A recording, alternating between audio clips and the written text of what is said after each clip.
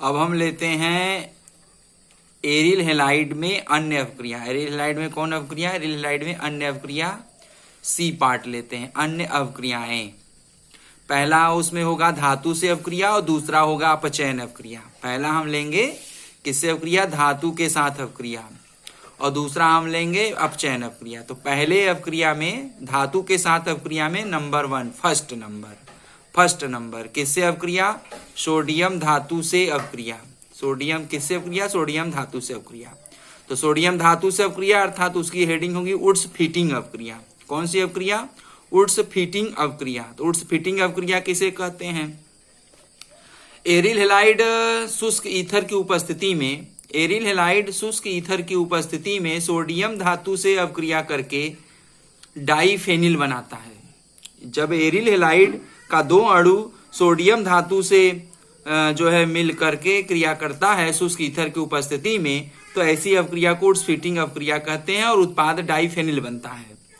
और एक प्रकार और है, तथा जो है एरिल हैलाइड और एल्किल हैलाइड, एक अणु एल्किल हैलाइड और एक अणु एरिल हैलाइड, एक अणु एरिल हैलाइड, एक अणु एरिल हैलाइड और एक अणु एल्किल हैलाइड का मिश्रण शुष्क ईथर की उपस्थिति में सोडियम धातु से अवक्रिया करके टॉल्यूइन बनाता है।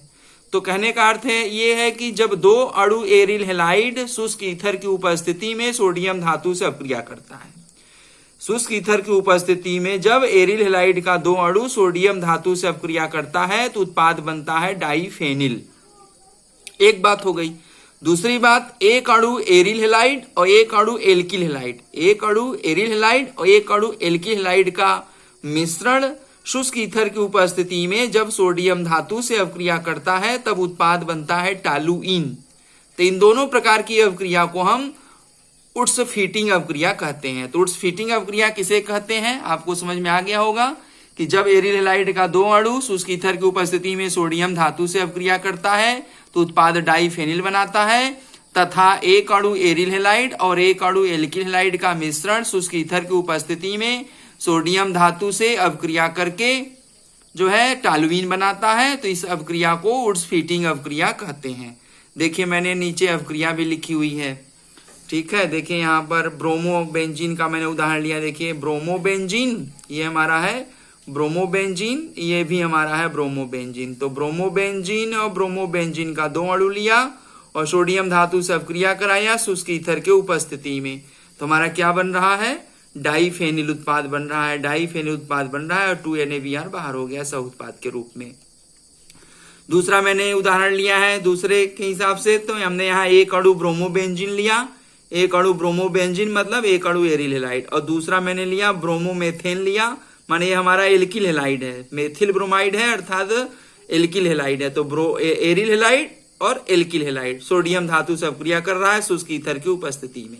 तो एरिल हैलाइड के अंतर्गत मैंने ब्रोमोबेंजीन लिया और एल्किल हैलाइड के अंतर्गत हमने ब्रोमोमेथेन लिया। दोनों मिश्रण को सोडियम धातु से अवक्रिया कराया शुष्क ईथर की उपस्थिति में, तो उत्पाद क्या बना? हमारा टॉल्यूइन बना। क्या बना? Toluene, methyl benzene. क्या है ये? मेथिल बेंजीन, जिसको हम टॉल्यूइन कहते हैं, और 2NaBr बाहर निकल गया। तो इस प्रकार के अवक्रिया को हम उड्स फीटिंग अवक्रिया कहते हैं। अच्छा, उड्स फीटिंग अवक्रिया सन 2020 के वार्षिक परीक्षा बोर्ड परीक्षा में भी पूछा था, उड्स फीटिंग अवक्रिया किसे कहते हैं, उदाहरण देकर समझाइए। तो ये बहुत ही इंपॉर्टेंट अवक्रिया मैंने आपको पढ़ाया, उड्स फीटिंग अवक्रिया। इसको आप लोग क्या करेंगे? अच्छे से दोहरा लीजिएगा। देखिए ये है उड्स फीटिंग अवक्रिया, ठीक है, ओके। इस प्रकार से अब दूसरा हमारे पास आएगा हेडिंग। दूसरा हेडिंग है हमारे पास मैग्नीशियम धातु से अवक्रिया। किससे अवक्रिया? दूसरा हमारा है मैग्नीशियम धातु से अवक्रिया। तो मैग्नीशियम धातु से अवक्रिया, तो इसमें देख लीजिए शुष्क ईथर की उपस्थिति में, शुष्क ईथर की उपस्थिति में एरिल हैलाइड मैग्नीशियम धातु से अवक्रिया करके फेनिल मैग्नीशियम हैलाइड ग्रिग्नार्ड अभिकर्मक बनाता है। तो कहने का अर्थ यहां यह है कि एरिल हैलाइड शुष्क ईथर की उपस्थिति में, एरिल हैलाइड शुष्क ईथर की उपस्थिति में मैग्नीशियम धातु से अवक्रिया करके फेनिल मैग्नीशियम हैलाइड, तो फेनिल मैग्नीशियम हैलाइड को क्या कहते हैं? ग्रिग्नार्ड अभिकर्मक कहते हैं। तो फेनिल मैग्नीशियम हैलाइड उत्पाद का निर्माण करता है। तो जब भी एरिल हैलाइड की क्रिया मैग्नीशियम धातु से कराई जाती है शुष्क ईथर की उपस्थिति में, तो वह सदैव ग्रिग्नार्ड अभिकर्मक बनता है। यह ग्रिग्नार्ड बनाने की विधि भी हो जाएगी। तो हमारे पास ये हो गया मैग्नीशियम धातु से अपक्रिया। जब हम एरिल हैलाइड की क्रिया मैग्नीशियम धातु से कराते हैं तो फेनिल मैग्नीशियम हैलाइड उत्पाद बनता है, जिसे ग्रिग्नार्ड अभिकर्मक कहते हैं। तो ये इसका देखिए उदाहरण भी मैंने दे रखा है। उदाहरण देखिए यहाँ पर, देखिए हमने उदाहरण लिया एरिल हैलाइड में C6H5X। तो X बराबर फ्लोरीन, क्लोरीन, ब्रोमीन, आयोडीन, कुछ भी आप ले सकते हैं। आपको पहले से ही बताए हैं कि X बराबर फ्लोरीन, क्लोरीन, ब्रोमीन, आयोडीन कुछ भी हो सकता है, इसलिए मैंने यहां लिया C6H5X, है ना। कोई क्रिया एरिल हैलाइड की क्रिया मैग्नीशियम धातु से करा रहे हैं शुष्क ईथर की उपस्थिति में, तो हमारे पास क्या बन रहा है C6H5 phenyl, Mg magnesium, X halide, तो नाम क्या होगा फेनिल मैग्नीशियम हैलाइड। तो फेनिल मैग्नीशियम हैलाइड, तो एरिल हैलाइड मैग्नीशियम धातु से अपक्रिया करके शुष्क ईथर की उपस्थिति में फेनिल मैग्नीशियम हैलाइड का उत्पाद बनाता है। अब देखिए एरिल हैलाइड की मैग्नीशियम धातु से क्रियाशीलता का क्रम भी मैंने यहाँ लिख दिया है कि एरिल हैलाइड की मैग्नीशियम धातु से, एरिल हैलाइड की मैग्नीशियम धातु से क्रियाशीलता का क्रम निम्न है। कौन सा क्रम है? तो फेनिल आयोडाइड, फेनिल आयोडाइड की क्रियाशीलता सबसे ज्यादा, उससे कम फेनिल ब्रोमाइड, उससे कम फेनिल क्लोराइड।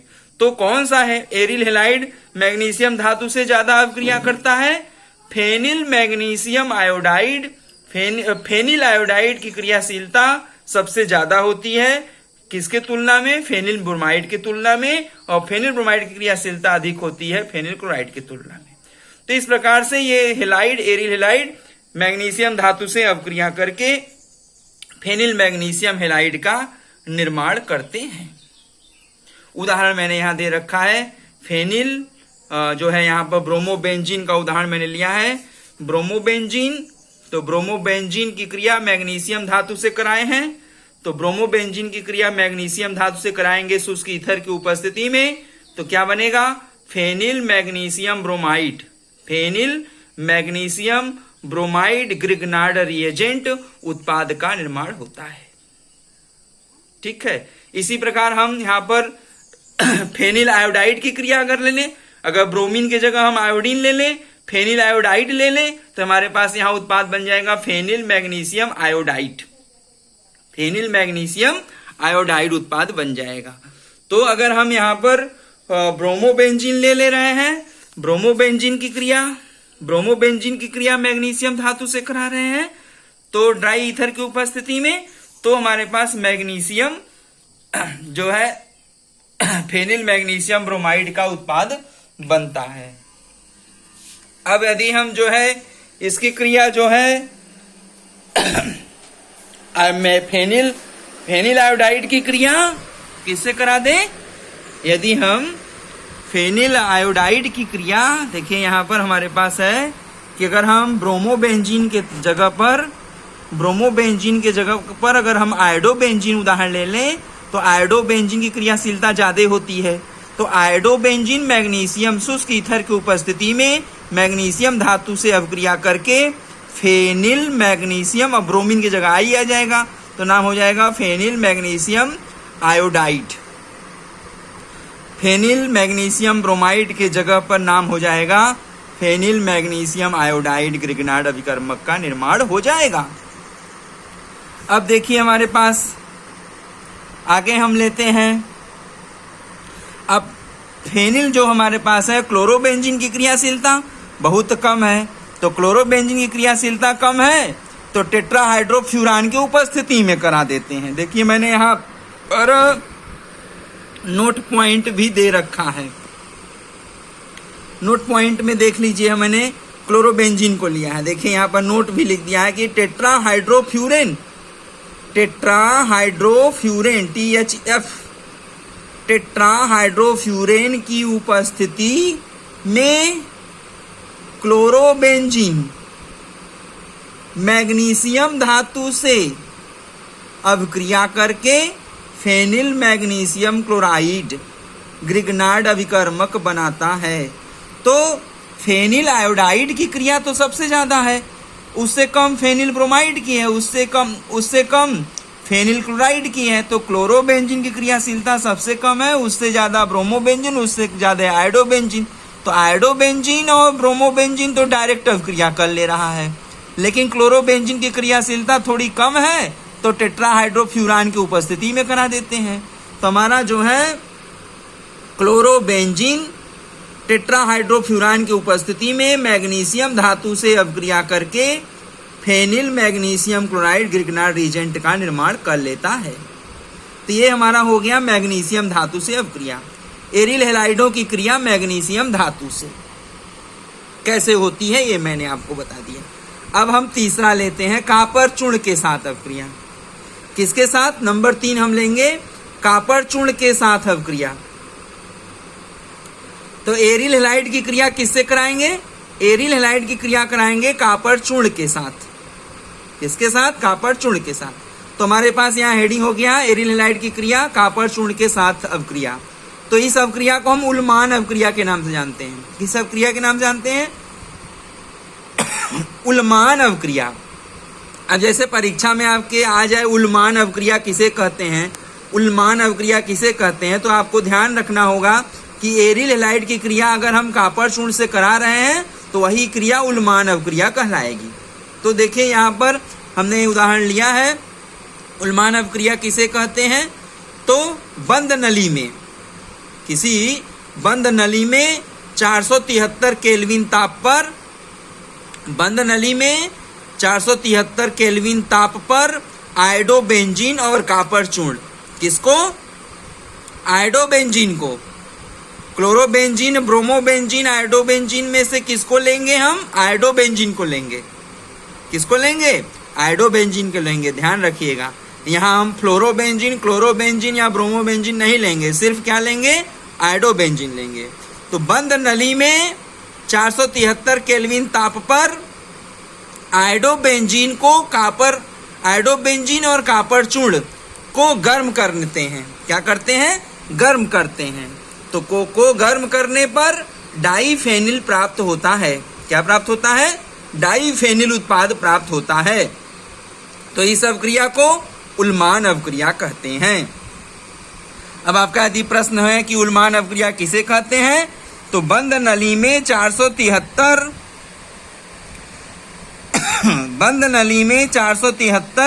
केल्विन ताप पर आयोडोबेंजीन और कापर चूर्ण को गर्म करने पर डाईफेनिल उत्पाद प्राप्त होता है।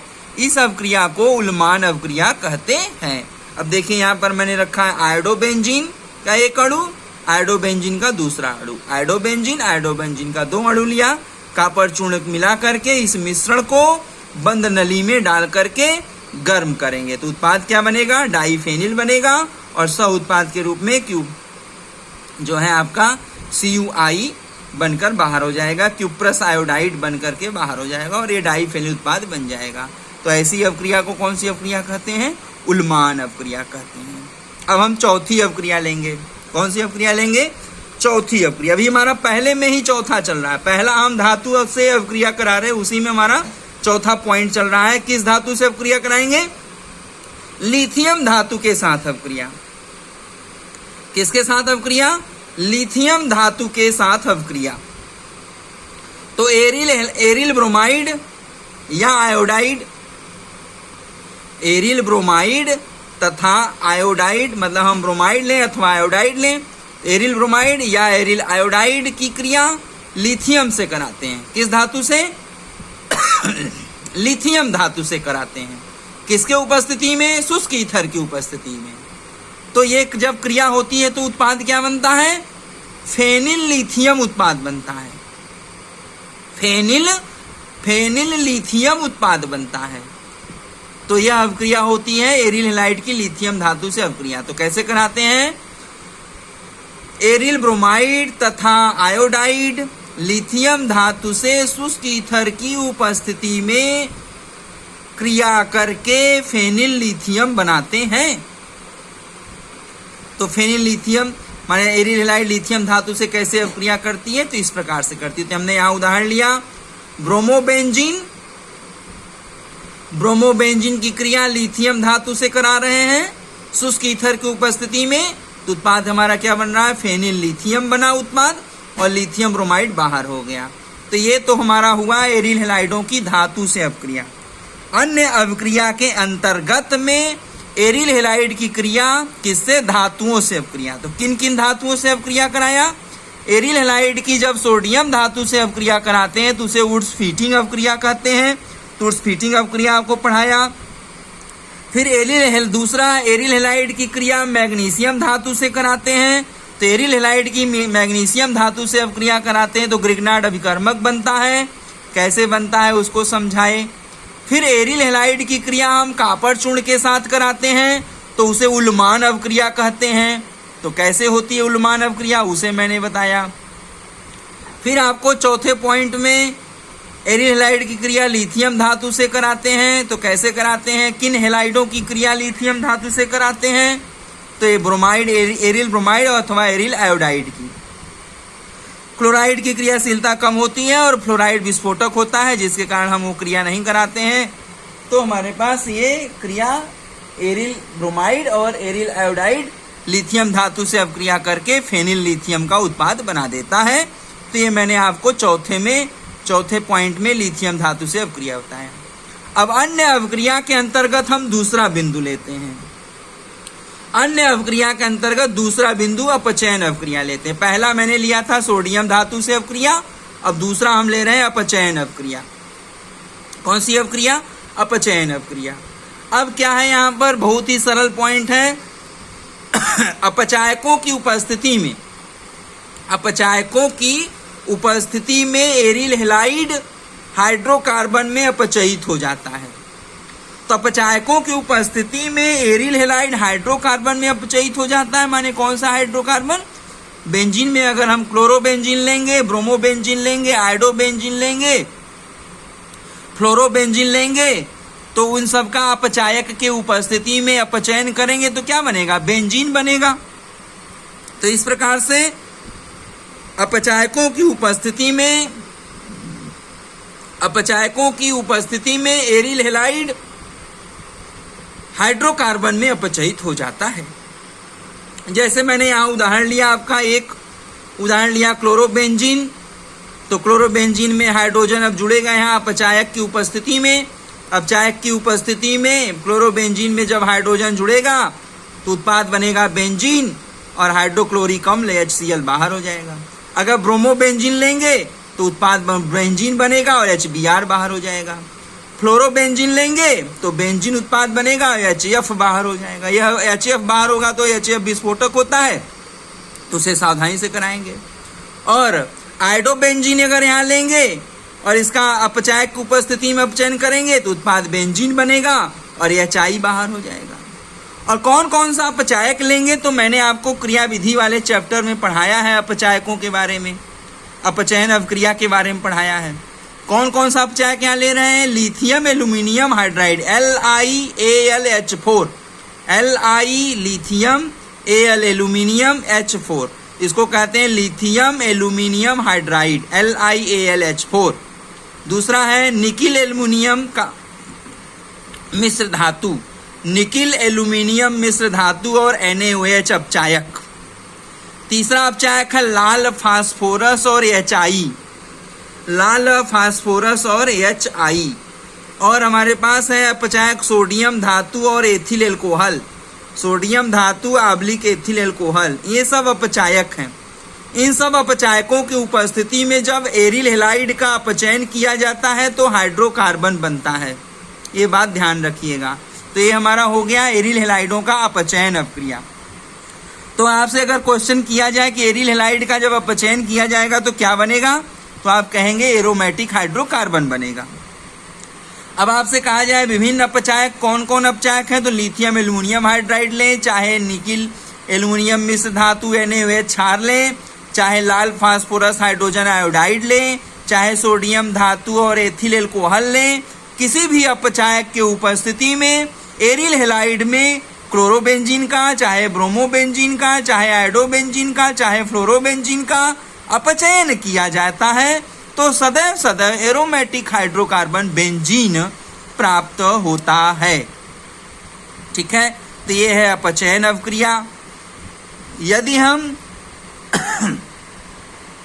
ध्यान रखेंगे, यदि हम लें 2-क्लोरोटालुइन, क्या लें? 2-क्लोरोटालुइन। तो 2-क्लोरोटालुइन का अगर अपचयन अवक्रिया करेंगे, 2-क्लोरोटालुइन का यदि हम अपचयन अवक्रिया करेंगे, 2-क्लोरोटालुइन का यदि हम अपचयन करेंगे, इन सब अपचायकों, किसी भी अपचायक, लिथियम एल्यूमिनियम हाइड्राइड या अन्य किसी भी अपचायक की उपस्थिति में 2-क्लोरोटालुइन का यदि अपचयन करेंगे तो टालुइन हाइड्रोकार्बन उत्पाद बनेगा। तो बात ध्यान रखेंगे, टालुइन हाइड्रोकार्बन भी एक एरोमेटिक हाइड्रोकार्बन है।